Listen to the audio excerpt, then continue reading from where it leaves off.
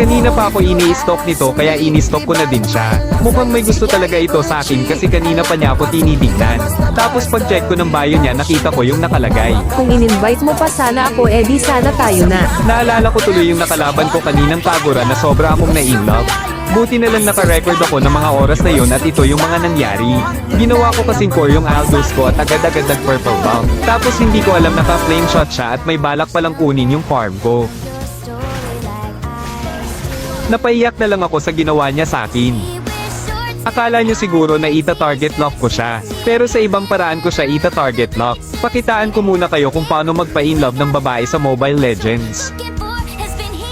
Ang plano ko dito ay Guys, isa ka din ba sa nangangarap mabigyan ng epic skin at pang-change name? Ako na bahala dyan. Gawin mo lang instructions ko. Mag-like, follow at i-share mo lang ang video na ito.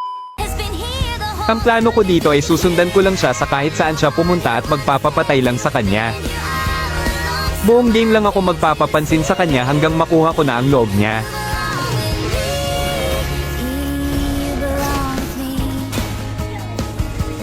Ang cute nung Aldos. Tapos sabi ko sa kanya kunin muna yung blue ko at tutulungan ko pa siya. At agad-agad nga siyang pumunta at kinuha nga.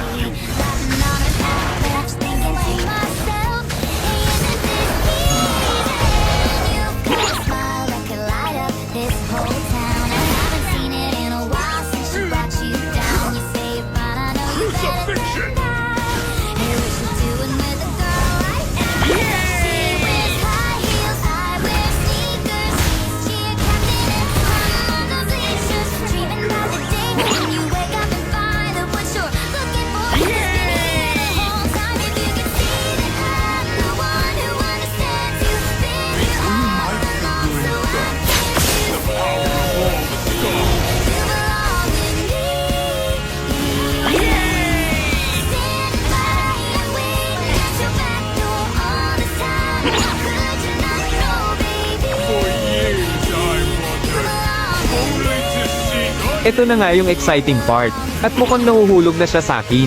Ang susunod nating step is aayain ko siya mag-ride sa Tagaytay. Tignan natin kung magre-reply siya sa chat ko. Victory! Na na na na na. Whoa. Na na na na na. Naniniwala na ako sa forever. Magmula nung nakilala kita. Eh kaya nga di ako sumurrender. Ano man ang sinasabi nila. Pagkat sa'yo natagpuan ang pinagkait sa akin. At sa'yo naramdaman ang di ko akalaing ipaglalaban ko. Na na na na na na na na na na na. Wala na kung pake basta bahala na. Nabitin ka ba? Susunduin natin si J1 ng naka-big bike. Abangan nyo sa part 2. Guys, meron nga pala ako ditong naipon na mahigit 100,000 diamonds. At ipapamigay ko ito lahat sa mga solid supporters ko.